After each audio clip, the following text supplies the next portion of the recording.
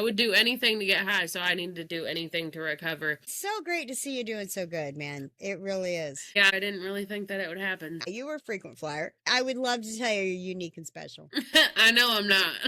I am so proud of you. Hi, everybody. Welcome to Starve the Demon, Recovery by Any Means Necessary. I'm your host, Jenna, and tonight we've got someone powerful joining us. A woman I had the honor of watching fight her way through recovery and into purpose. Rylie was once a client in the treatment center that I work with, and today she's on the front lines herself, helping others break free from the chains of addiction. This is one of those stories that reminds us nobody is too far gone. So buckle up. You're about to hear some truth. Let's get started. Hi, Rylie. Welcome to Starve the Demon. Hi. Thanks for doing this. I'm so happy to have you on my show to tell your story because I think that you are amazing and I think that you could really help other people. Thank you. Listen, y'all, don't let her fool you. She and I went round and round back in our day. But look at her now. All I can say is thank God that you never gave up because you are beautiful inside and out. Thank you. And I could not be more proud of you. So let's get into your story. Here on Starve the Demon, we're not here to talk about the misery of addiction. Mm-hmm. We're here to talk about the joy of recovery. What it took to get there, what it's like now. That's what I want to hear. Yeah. And hopefully that's what my audience wants to hear about. That's what they're going to hear about. That's the important part for sure. Rylie, how old were you when you first started using? I was 12 the first time I tried any mind-altering substance. The first substance I used was weed. I feel like that's the case for a lot of us. It was always to impress a boy when I was younger. That was the thing. My best friend had this older brother who I thought was cute, and he happened to smoke weed all the time.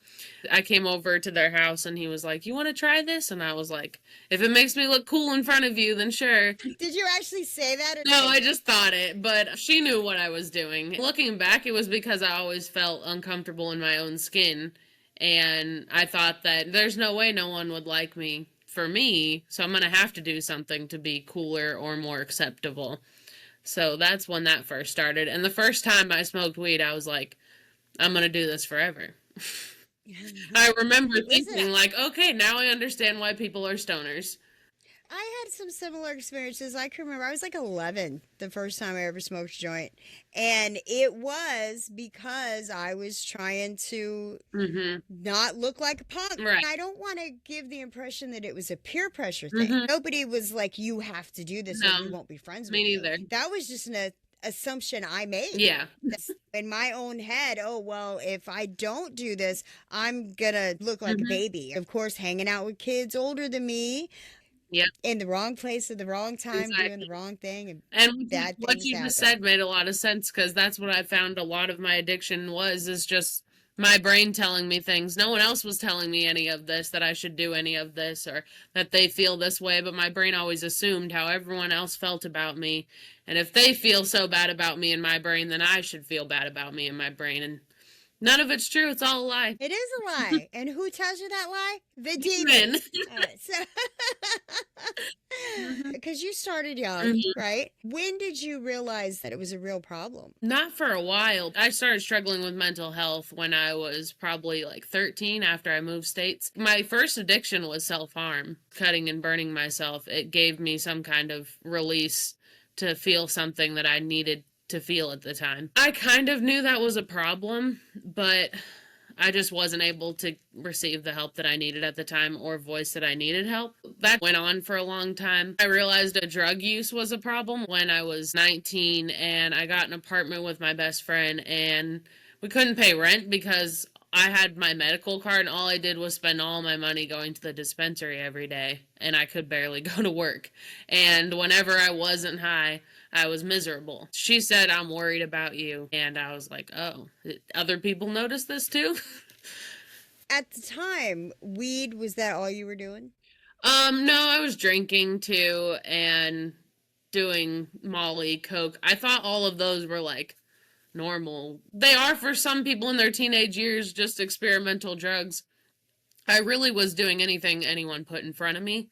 but I hadn't gotten to the drugs that brought me to my knees yet. When did that happen? What was going on in your life when you first sought actual treatment? When you said, this is too much and I need help to get clean? So the first time I tried to get help was when my roommate best friend told me that she was concerned about me. I went and checked myself into a psych ward. They told me that I should go to a Narcotics Anonymous meeting. And I said, I can't be an addict. I just smoke weed and drink. Those aren't drugs. Oh, and did they laugh at you? Because I would have laughed. Yeah, basically. They said, you can't function without them, then it's a drug, period. I didn't have a great experience during that time. It was a really small town, and I had family members that were in the program and said, you're not enough of an addict to be here.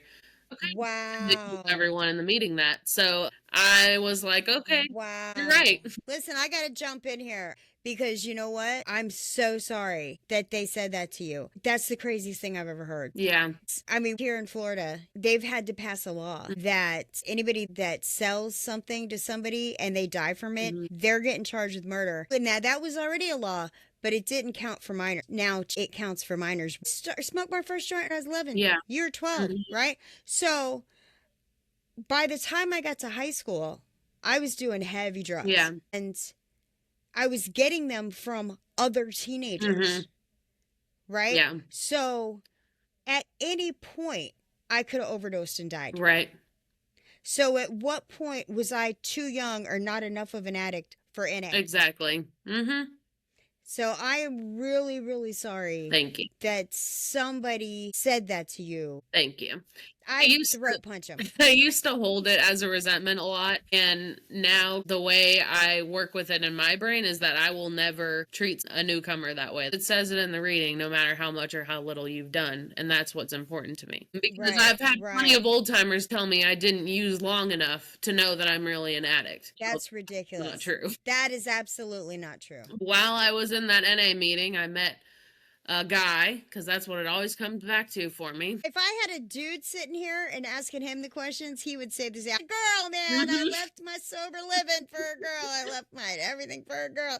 Oh, it's so true. And I did move into a halfway house, the first one I'd been in, because I lost my apartment. My family didn't trust me to live with them. Was your family right? Oh, yeah, definitely. About 90% of the time they were right about all that stuff, but I was in my addiction and denial and didn't want to hear it. And so I met my ex-fiance at this meeting. He had an ankle monitor on, and I was like, that's the one for me. About 2 months into our relationship, he moved out of his halfway house. I moved out of mine.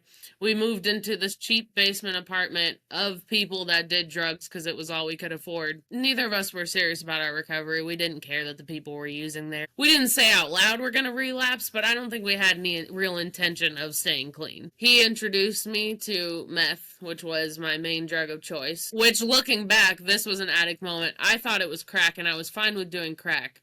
But when I found out it was meth, I was really upset about it. See, I was the opposite. I was fine with doing meth. I was not okay with the crack until I started smoking crack. Right. Such an addict mentality. It is, and it's backwards. And I will tell you this, I used to argue. My thing was the return on investment, right? For the amount of money, I could stay high this much longer. Yeah. And that is that addict math, that addict thinking. One of the times when I relapsed, I did cocaine, and I was like, this is just diet meth. I hate this. Listen, honey, I hate to tell you, but the coke you're getting at your age and your place and time in the world is not the same kind of coke I was getting at your age. It's just not. I can imagine. Coke's not coke anymore. That was before they started putting fentanyl in it. Yeah. Where was I? Okay, we lived in that apartment, started smoking weed together with the neighbors upstairs. I used meth with him for the first time, found out he had been doing it for a while. I was asleep when he was doing it. And he never slept. Right. I thought he was asleep next to me. Nope. Nope. I think it was probably about 6 months into us using meth together. We lost our apartment, sold our car, knowing that we were going to be on the street, but addiction doesn't care if you're going to be on the street. You just wanted the money for the dope. Yeah. Then we lived in someone else's car and ended up getting arrested in that car, and he went to prison. I went to a halfway house for about 2 days and then left. How old was he? 27 when we met, and I was 20. I went and lived on the street by myself for the first time a couple days later. And that was probably the most traumatic and terrifying experiences of my life. And every day is getting robbed, just all of the things that happen when you're homeless in a crime-ridden city, that's going to happen. Every day I would just tell myself, well, if I want to get high, this is the price I have to pay. And I'd tell myself it was okay. It's not that bad. I'd say, well, I'm never going to use IV.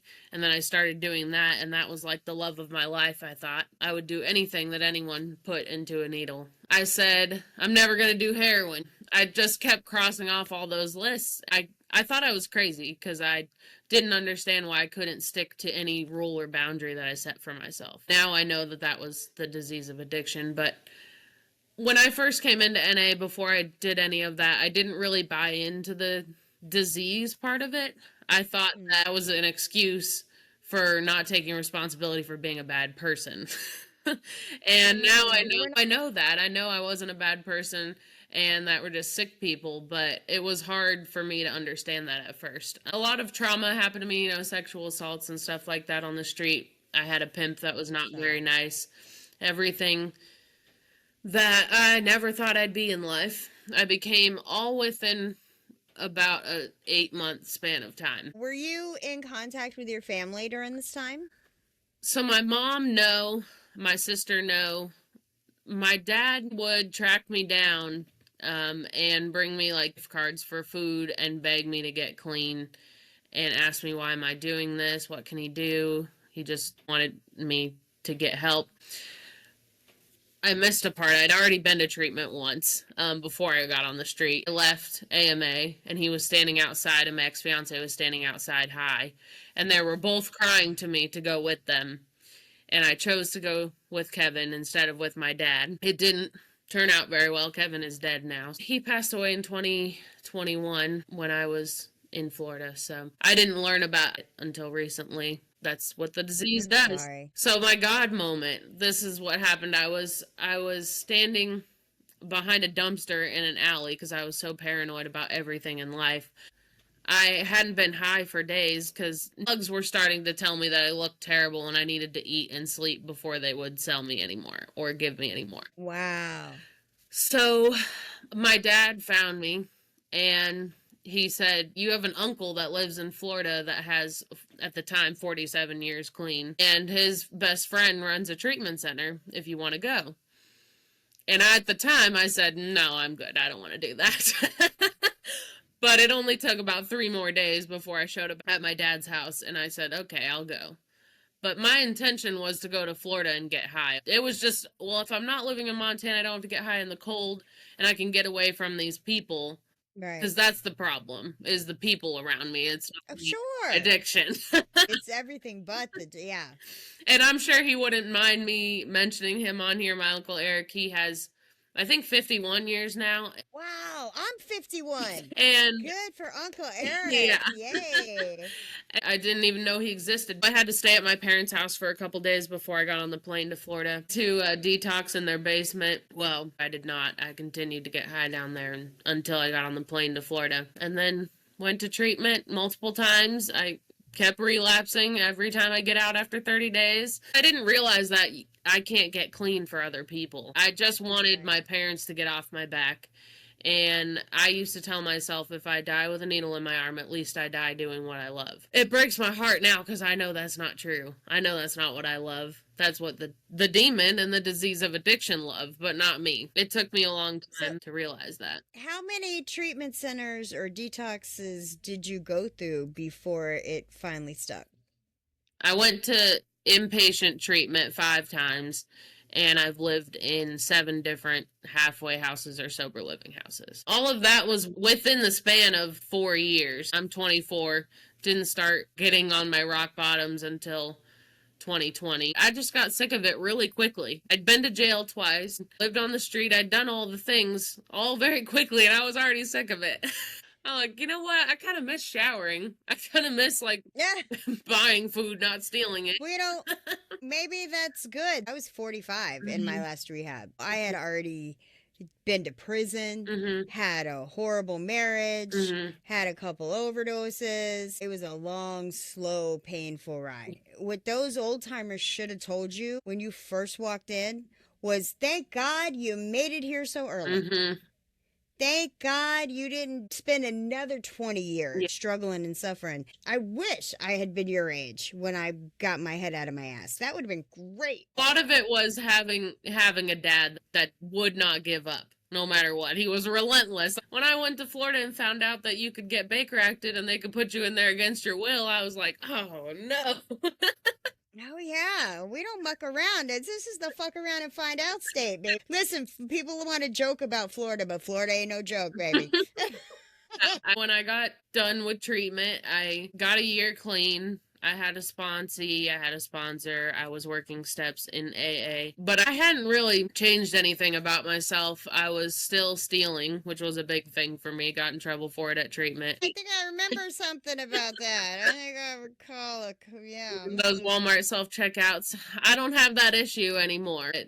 I was still stealing, still self-harming, still hurting people. All I cared about was drama in the rooms, and I didn't understand why I wasn't feeling any better. Your demon was still strong, and you were still feeding it with your addict behavior. Right, and I thought just because I wasn't using that it was okay, but 2 days after I celebrated a year clean, I relapsed, and it was only a couple-day relapse, but it was the worst one. I didn't lose anything materialistic. I still had a car, a place to live, and money and a job, but I felt terrible. I felt guilty. I had no spiritual connection. Even though I was still doing those addict behaviors, I at least was getting a little bit of something by staying clean and going to meetings alone. I lost all of that very quickly, and that was the worst feeling to me, being like, I gave it all up again when I could have just kept going. So I tried again, and then my halfway house kicked me out, and my parents called and said, we're moving to North Carolina. I know you can't afford to live outside of a halfway house in Florida because it's really expensive in Tampa. And I said, okay, I'll meet you there. Did they know that you had relapsed? No.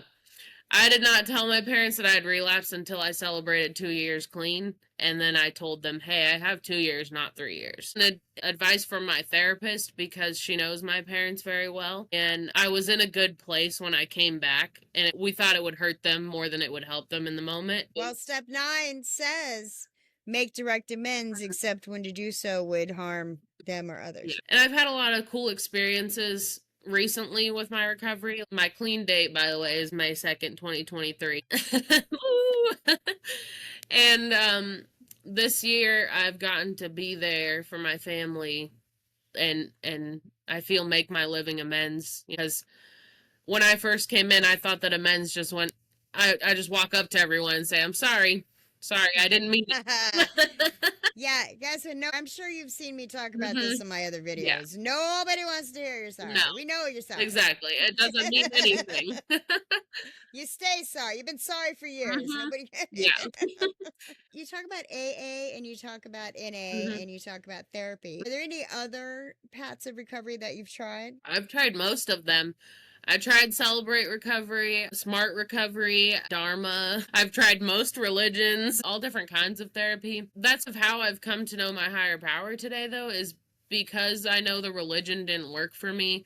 I've been able to take little parts and pieces from all those things and form my own higher power. That was the main thing that I was missing. When I was working the AA steps before, I do NA now. It's just what I identify with more. I would kind of just lie through the steps that were about God and be like, I'll get there eventually, but not right now. And then I just make up some stuff that other people wanted to hear, because I've always been a really big people pleaser. That's something I'm currently working on with my sponsor. I gotta jump in here. You say people pleaser, I say manipulator. Yeah, that might be true. Oh, I know. Listen, you've never known me to be wrong. Anyway, just kidding.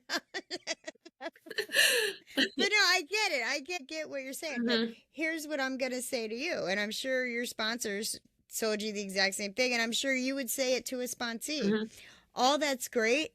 except that you're missing that honesty is the first spiritual principle. And telling somebody what they want to hear, and they all get back to that later, and all that nonsense is exactly that. It's nonsense. Because you're not being honest with yourself, regardless of whether you're honest with somebody else. You're not being honest with yourself. Right. And that is what makes the struggle and the suffering go on and on and on. That feeds the demon. Yeah, you're probably right. I know. Oh, I know I'm right. I'm working on it actively with my sponsor, and it has gotten a lot better. That's what the steps are for. Progress, not perfection. Yeah. Absolutely. And so now I do NA. I go to therapy. I've been on a bit of a hiatus from therapy because I can't afford it right now, but I'll get back to it when I start the new job. Turns out when you work for a nonprofit, you don't make a lot of profit. You don't say. I work in treatment, and if I was doing it for the money, I wouldn't be doing it. It's a labor of love. I'm not getting rich, I promise. What has your life been like since you've been clean? Truly clean. Not, I wish I was clean. I'm going to tell people I'm clean. Actually clean. Yeah, actually clean, working the steps, living my life in recovery. Honestly, the best it's ever been. The last 2 years of my life, I never thought that I would wake up and not want to die every day. That's what recovery has given me, is that I don't want to die anymore. That's awesome. Yeah, that's really the main one. I don't passively or actively think about killing myself or hurting myself. And I know that putting drugs in my body is the same thing as killing or harming myself, because that's what it's going to do. I got to be there a lot for my family. My grandfather passed away in February. I'm sorry. It's okay. The last thing that my grandpa said to me, because he used to be in AA, was, keep throwing that big book at people. He barely knew who I was. He barely knew who I was, but he knew me enough to say that, to remember that. But I got to fly to California and be there when he passed away, and I got to help my grandma move houses and just be there for my family in a way that I never thought I would be. It's amazing. Yeah. I think that repaired me and my mom's relationship a lot. Me and my dad have always been pretty close, but I think it's taken a long time for my mom to come back in that way and trust me again and want to be in my life, and now we're like best friends.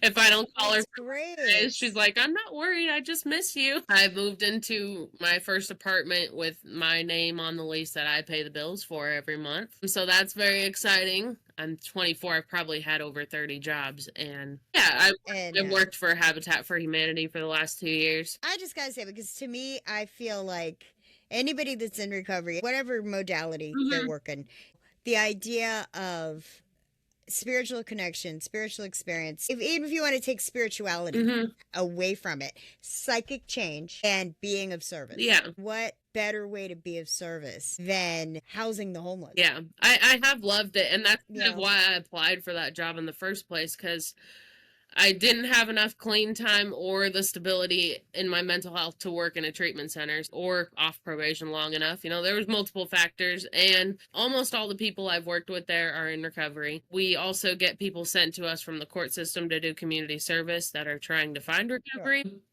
I recently quit smoking, but before I quit, we would all take smoke breaks out back, and whenever someone doing community service would come out and they'd tell us what they did. For some reason, people like to treat me as their therapist when they just meet me. I know it's God and my higher power speaking through me and them, because almost every day I come in some conversation where me being in recovery comes up. Me too. Or they're struggling, someone they know is struggling, they're in recovery from either from substance abuse or some other disorder. I've just been able to share with them that there is hope and that it is possible to find a new way of life. I didn't mean for that job to be like that. I did want to help people. I didn't know how to do it directly at the time. From somebody that knows you and saw you day one walking into the treatment center to who you are sitting in front of me today, it's amazing. It makes me want to cry sitting here talking to you right now. Just joy. Just, oh my God, look at her. She finally got it. Yes, yes. I'm so happy for you.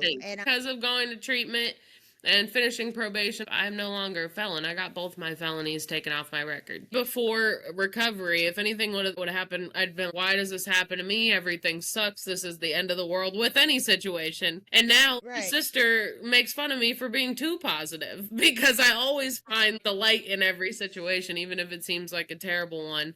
I can always say, things have been a lot worse. I will get through this. Exactly. What did I always tell you? You'll be strong. I say it to myself. I'll be strong and so will you. We're going to be fine. I agree with you. There was a time I've been hogtied, dropped in a drunk tank. Right. I can think of worse things. What inspired you to want to start working in the treatment field? I think what inspired me to want to work in treatment is just feeling like it has to be a purpose for me. I've always really enjoyed talking to newcomers at meetings and helping people in that sense. And I feel like the way that strangers talk to me about their lives and I end up telling them about my recovery has to be some kind of sign that it's meant for me to share with people, even if it's just living in a way that shows them that they don't have to live in addiction. Another reason is honestly just because I feel like every addict in recovery is told that they should work in the field, and I don't know if I'm cut out for it or not, to be honest. I'm a very empathetic person, and I'm going to have to learn how to turn that off at times and not take it home with me, but I figure I might as well try. When I got into the field, it was because my sponsor and my probation officer told me that they thought that it would be a good thing for me to do. And I was working at Feed in Tampa Bay at the time. My sponsor made a really good point to me. She said, we need people who are in recovery, working in recovery. And that was so true because all the rehabs I had went to, including the 500-hour RDAP program in prison, none of it clicked. I stayed high. And I think a big part of it was because the people that were there were not addicts. They were not in recovery. Yeah. And the last rehab I went to, everybody was in recovery. Yeah. I really felt like I could listen to them. You could tell me all day long what the book says, but if you don't know what carpet surfing is, if you've not been stuck in the blinds, if you've not drank vanilla extract because you ran out of whiskey, and it's not even that I couldn't necessarily believe what they had to say. Like, I can respect the fact that you have knowledge of how addiction works in the body and la la la, but I can't feel like I can truly open up myself to you in a way that I need to. My sponsor said the same thing, that it is important to have people that are in recovery, working in recovery. When I was in treatment, especially the first facility I went to in Montana, a lot of the people that worked there weren't in recovery, and you could read it all day long out of a book, but my thing was, you don't understand how I feel. And if you don't understand how I feel, then you really don't understand why I use. And you don't understand how my brain works unless you've lived in that brain. I didn't think that a book can teach you what it's like to be an addict. And to have that empathy for other addicts. And that has echoed around me too with my parents. They used to see a homeless person and they'd be one of those, get a job. And now they pray for them. Don't think down on them anymore. My mom has told me that my addiction has actually been a blessing to her because of the way it's opened her eyes to the world. Honestly, because of the steps, because I'm in recovery, I get to be a lot more emotionally mature and available than a lot of people my age. I'm sure that's true. Pretty much all my friends are in recovery because I don't meet very many people in their early 20s that think the same way I do now. That's not to say that, I'm unique or anything. I'm not. I'm just an addict. But it is a little different than someone that's not an addict. We just have different wired brains. That's very true. When I was sitting in the director's office at the treatment center in Florida, she had this picture of what your brain looks like on different drugs and how it works. And I remember looking at it one day, and it really did click, the whole disease thing. Because it was like, normal brain on meth, and I was like, oh, my brain isn't normal. No, it's not. Nobody knows how any particular substance is going to truly affect them. Right. I'm sure that when you were younger and you were partying and you were hanging out with people, there are people that would show up, hang out for the day, whatever, for that party, and then go about their lives. Yeah. And then others, the party doesn't leave them. Yeah. They ignite that demon. Yeah. My demon was so strong. Like, I remember the first time doing step work, and In step 1, it talks about you in denial about being an addict. When did you realize you were an addict? I wasn't necessarily in denial about it once I started doing those certain drugs, because I knew they weren't everyday drugs. I knew that most people didn't shoot up meth and heroin every day. That's not really a social thing. Right. Like, I just do heroin socially. Right. And I knew that I had to be an addict if I was choosing to sleep in the bushes behind my plug's apartment complex. I knew all those things. I just didn't care enough about myself. My addiction was so strong that it only cared about wanting me dead. I had to have other people intervene in order to find that strength, and that's why I love in the rooms they say we'll love you until you love yourself, because that has been really true for me. Showing my recovery in the rooms and being able to help other people, and people sharing at my celebration and telling me what they really think of me is nice to hear outside of your own brain, and it does start to set in that I am worth something and I don't have to live that way. I finally don't want to die. Yay! I want you to live. I want you to live happy, joyous, and forever. I am. How do you starve the demon today in practical daily terms? I starved the demon today by doing the things that the program has taught me that have worked for me. I meditate every day, even if it's just a quick, like, turn off the music and sit in silence in my car while I'm driving to work, things like that. Or sing at the top of my lungs. That can be meditation for me too. Not everything has to be by the book rules, like about the God thing about meditation and prayer. For me, they're different. And pray every day. I try my best not to pray for my wants. I try to pray for what my higher power wants for me, which has been a hard one, because all I used to do was the foxhole prayers, like, give me $100 today and I'll be grateful and I'll do this, like the trying to make deals with a higher power. And I read a piece of recovery literature every day. Right now, I just got a new sponsor a couple months ago, so I'm restarting the steps with her. This is my second time, but first time being real and honest going through the NA step working guide. It has so many questions. It does. Listen, I don't want to say anything that might go against what your sponsor says. Do what your sponsor says. Say about it and ask your sponsor. It's always the answer. But so I do a couple of those every day right now. My health is a big part of starving my demon, because taking care of my body and my mind is really important to me. The more I take care of my body, the more it helps my mind. When I was in treatment and then after treatment, I was on a certain medication that made me want to eat all the time and raise my blood sugar and my blood pressure, and I got to be almost 400 pounds. Since I've left there and I started working out at my job especially and not eating out, I've lost 160 pounds so far. The healthy way, not doing drugs. Thank you. Yeah. And if ever I'm in a bad mood, definitely going for a walk, doing yoga helps me a lot. I have a friend here that does Reiki, and she did that a couple weeks ago for me, and that helps a lot. My spirituality is very important, and my spirituality involves a lot of crystals and herbs and prayers and meditations, and so I just try to sit down with that every day and center myself. I don't go to as many meetings as I used to. I used to do like 5 to 7 a week, and that just isn't realistic for me anymore. Now I do 2 to 4. I do have a home group that I'm involved in. I do service work there.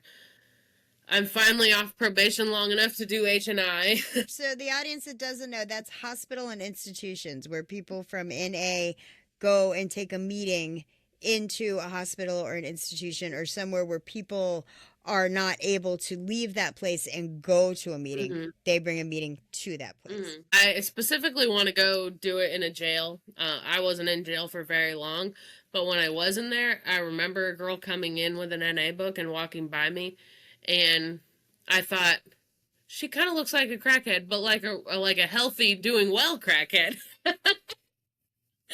But she didn't have this glow about her. She had the happy, joyous, and free, and you could see it. That definitely stuck with me, and I think that it would be a good experience to at least try to bring that to other people. Absolutely. And I gotta tell you, the fact that you are so young, like I can go in there and I can talk and I might just seem like an old lady that's lecturing them and telling them this is what you gotta do and this is what but you go in there and you are young and vibrant and can say, listen, you don't gotta wait till you're 45. You're not too young. That's why we get chips. Mm-hmm. right? That's why we get our key tags. Mm-hmm. So we can show the newcomers, hey, it's possible, Mm-hmm. right? And somebody may not be able to look at that person that's got 20 years and see themselves in that. Yeah.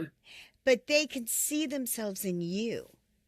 They can see, here's this younger, 24 years old. She's already got 2 years. That can really give somebody the hope Mm-hmm. that they need to keep it pushing. Yeah. And to get there. And you really can touch a lot of lives. I hope so. Thank you. I know so. I have no doubt. I have no doubt. So, what does recovery by any means necessary mean to you personally? When I first read that question, I thought of the cliches that you hear at meetings, but they're so true, which is I would have walked 5 miles in the rain to get dope. I would walk 5 miles in the rain to go to a meeting or meet with my sponsor or meet another addict in recovery if I knew that it was going to help me. Because that's the truth. That's the truth. I would do anything to get high, so I need to do anything to recover. Like some examples I've thought of is like relationships I've had to end because the person didn't want to get or stay clean or they didn't respect my recovery. I was in a relationship with someone for a while and then found out his dad was a drug dealer and was storing drugs at his house. He didn't do any drugs. Oh, wow. But he refused to not let his dad store the drugs at his house. So I had to end that relationship even though I cared about him. I'm not going to put my recovery in that situation and jeopardize myself for that. I know that to use is to die. If I put anything above my recovery, if I focus on making money, on my relationship more, anything, I put it above it, I will lose it. When I was using, me and the ex-fiance Kevin, we were high when we thought we should get clean. So we made this sign that said, I must put my recovery first so I don't lose everything I love. And we literally put drugs all around it in the picture, all kinds of paraphernalia and drugs, and took a picture of it, and we're like, this is going to be a good reminder to stay clean while we were high. And the next day we didn't care about it at all. But I always think about that because now that saying really does stick with me that I have to put it first. If I'm having a bad day and I have plans to do something, but I had a thought of using, which I haven't, I've been, blessed and in recovery to the point where I've lost the desire to use. Doesn't mean it can't come back. Yay. Oh, sure. Listen, I still have drug dreams, temptation, the fleeting thought, right? Yeah. But now it's a fleeing thought. It is, yeah. It comes and it goes. And I also find they get trickier the longer I've been clean. At first they were, you should go get high. And now they're like, you could drink one drink. Nothing. And I'm like, no, you can't. That's what I tell myself. That's the demon clinging. You always hear he's doing push-ups in the corner. No, mine's taking acting lessons. Oh, yeah. Because he's got to come at me from different ways. Because the old shit don't work anymore. Never forget. Never become complacent. Yes. That's definitely a big deal. Important. So what's next for you, personally, professionally? I know you're about to start a new job. Yay. And I do want you to let me know how that's going. What about personally? What's coming up in the life of Rylie? I have a service position at the convention for NA for our area, which is at the end of August. I'm excited for that. Oh, nice. I haven't been to a convention in this area yet, so that should be exciting. Just want to continue on my health journey. I have an autoimmune skin disease. Is it psoriasis? No, it's called hidradenitis suppurativa. Wow. Yeah. And it has been debilitating at times. I take an injection every month for it, and that's why I quit smoking about a month ago, because it's supposed to help it. I just want to continue doing things that my dermatologist and doctor suggest that will make it better. That's pretty much it. Getting settled into the apartment, getting in the routine of the new job. I'm nervous to be the new person again at a job. Sure. I know that I'm in a much better mental space than before starting somewhere, and that I can take criticism now. Because of my mental health and my disease in the past, whenever someone would criticize me for something or tell me I'd make a mistake, my first thought was to use or die. Therapy has helped me reroute my thought patterns so that doesn't happen. Well, that's good, because being defensive or panicking are never the right answer. Ever. Right? And this is something that recovery is a great teacher of, because working the steps you learn about personal accountability, but also some of it comes, I hate to say it to you, but with age and wisdom, right? With experience. I'm a lot, I think, better able to handle certain things just because I've been around Mhm. for as long as I have. I've just been through some things, but that's how we grow. Yeah. That's how we learn, by being corrected. Yeah, definitely. And don't take it personally. What I try to do, this is what helps me. I always try to flip the script, Mhm. right? What if it was me having to tell somebody else, hey, you didn't do this right, or this is the way to do it? Do I want them to freak out on me because I just want it done correctly? Right. And I'm sorry if maybe I don't say it right, or you Right. don't like my tone or my blah, blah, blah. But can we ignore the messenger and just get the message Mhm. and correct whatever needs to be corrected and not be in a situation where somebody has to tell me about myself? That's my overthinking addict mind Mhm. has to play this whole thing out in my head. But it actually helps me Yeah. to not get defensive and not, well, you did the no. Yeah. And You most of it is just put the pin on the cap. and most of it is just fighting my own brain. I learned that I'm not a mind reader. And that if I'm not thinking Exactly. that about them, they're probably not thinking that about me. And the world doesn't revolve around Exactly. me. Most people aren't thinking about me, period. And that's a good thing. Most human beings are self-absorbed. hmm Because you have to be. You're worried about what you're doing. hmm You're not worried about what everybody else is doing. And I would tell somebody straight up, worry about what you're doing. Don't worry about what I'm doing. You realize we're this tiny little speck of a nothing in the universe. hmm There's 7 billion people on the planet I don't talk to every day. They don't talk to me either. No, they're not worried And about what I'm I'm doing. busy. I heard someone speak the other day at a meeting, and he said, "You know what? I got a job. I got responsibilities. At the end of the day, I'm just too busy to get high anymore."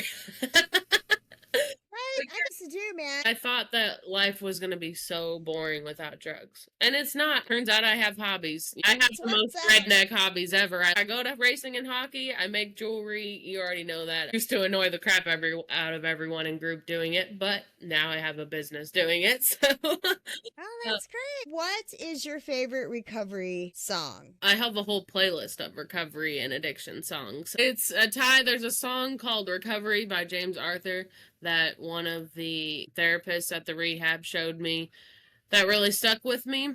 And then the first rehab I went to in Montana, they played A Reason to Fight by Disturbed. I was bawling my eyes out in rehab when I heard it. Because the whole song is basically like, I know you want this all to end and I know you want to give up, but there is a reason even if you can't find it. The video is like a guy in chains fighting alcoholism. Really? I'll have to check that out. It's really good. It's a very powerful song. And every time I hear it, I still want to cry because I picture myself 19 sitting in that rehab just hopeless, and that song gave me just about that much hope. But that's all I needed at the time. If you could talk to your younger self back before addiction really took hold, what would you say?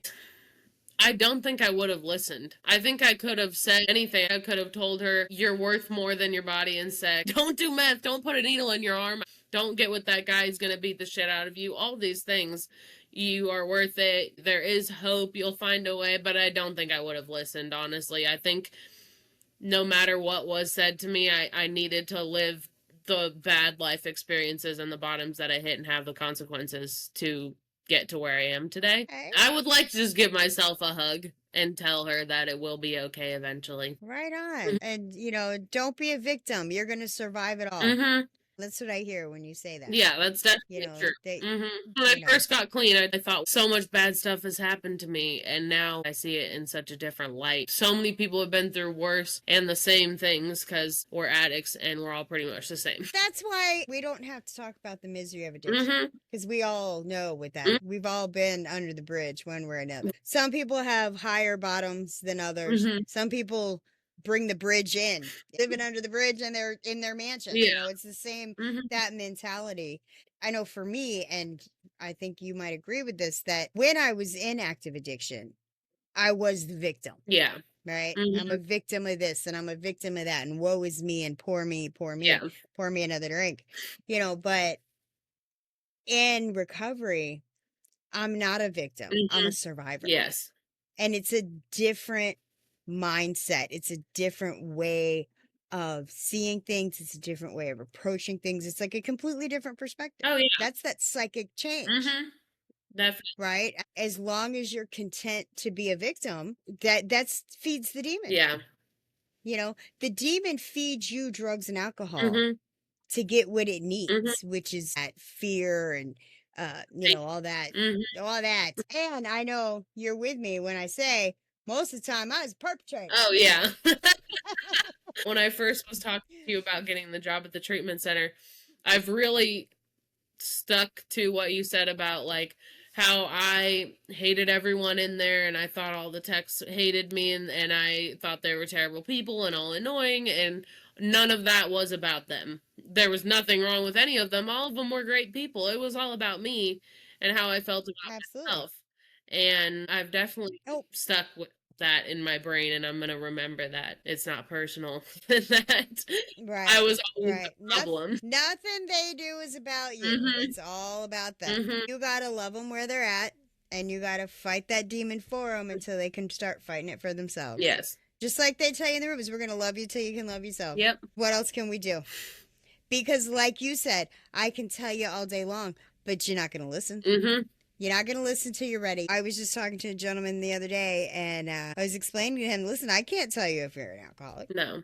I can tell you I'm an alcoholic. I can tell you all about me and my story and what got me low and what got me back up into the world and what I do to stay sober. But I can't tell you anything about you. No. I could show you how to find out and figure out, but I can't answer those questions for you. I can't point at you and say you're an alcoholic. Right. I can't point at you and say you're a drug addict. Just because somebody's high doesn't mean they're a drug addict. No. Just because somebody drinks doesn't mean they're an alcoholic. No. I used to, on the street, think I was better than other addicts because I said I didn't look like a drug addict. I had track marks and abscesses all down my arms. I had gray skin. I was like 130 pounds. But I always dyed my hair and did my makeup, even when I was living in the woods, so I thought I was better than everyone else. That's what I had to do to make money at the time. But going into that treatment center with people that have lived much different lives than me and make a lot more money than I have ever, I thought that meant that there could be nothing wrong with them. And now I know that that's not true. Addiction does not discriminate. The demon does not discriminate. They'll get anyone. Oh, yeah. We can't judge. We just can't. No good's going to come of it. No. And every time I judge someone, catch myself doing it, it all comes back to me and something I'm thinking about myself. Right. Right. You spot it. You got it. That thing that drives you nuts is because you see it in yourself. Yes. That's true in psychology. That's been true since the beginning of time. And great grandmas used to tell that to you. Yeah. We don't have enough grandmas around anymore to tell us about ourselves. Yeah. What would you say to someone still deep in the struggle, maybe even listening right now, that's using inactive addiction, they're struggling? What's your message to them? What's the harm in trying to get help or stop? When I was at my lowest, it couldn't have gotten much worse besides being dead. All it took was just trying for a couple days. And it already started getting better. If Jenna can do it, if I can do it, if all the other people that have been on her podcast, especially Jenna, if Jenna can do it, you can do it. Thanks, I think. God, No. You can do it. I know you're right, though. You're so right. There's a part of me that wants to be offended, but I can't. You're right. You're so right. Oh, yeah, if Rylie can do it, okay? You're never too young or too old. There's always hope, no matter where you're at in life, no matter how low you think you've gotten, no matter how shitty of a person you think you are or not. You're a sick person, and there is help. You just have to be willing. What's your advice for someone who has stopped using? They're brand new to recovery, but they're scared that it's not going to be able to do it. It's not going to work for them. What would you tell them? One day at a time. That saying, I really do live by it, and just for today, both of them. There's some days where I get scared. When I first came in and they told me you're never going to be able to use again, I was like, never? That's a long time. That's not the right word. You never have to use again. But that's what someone told me. That's what they're supposed to tell you. I know. I remember thinking, I'm never going to get to, which now I don't want to. It's all in how you spin it. If I ever have a hard day, I haven't wanted to use, but if I ever did in the past or it comes up again because I do have the disease of addiction, then I just have to get through the day. And if I can't get through the day, I can get through the next 5 minutes. And when I was first clean, living in my halfway house, I would literally set timers on my phone And I would say, if I can get through the next 10 minutes to get, then I'll get high. And then the 10 minutes will go off and I'd be like, well, I could do another 10 minutes. And until I fall asleep or I go to a meeting or someone answers, I would do that. And that helps Right me on. a lot learn that I can live in the present moment. That's something that's helped a lot too. Even though it's important to share our stories, we don't have to live in them anymore. I get to live in the Right, present. right. It does get better. You just have to keep putting one foot in front of the other. That's so true. That's why I like to tell stories on this channel, because I can't be the only one out there telling everybody. Right. You know, I love when you say the same thing I would say. Of course, I can't consider myself an old timer because I've only got 6 years yet. Mm-hmm. But I'm older. I'm an old timer of life. So I feel confident in telling people, suck it up, buttercup. I don't have to be nice. I just have to be right. Yeah. Which is probably not true. But, again, you'll be strong. Rylie, thank you for being living proof that it does work when we work it and sucks when you don't. Every comeback starts with a choice. To everyone listening or watching, remember, you're not alone and your past doesn't get to decide your future. Love everybody and let God sort them out. And keep coming back. I'm going to keep coming back. Bye. Bye.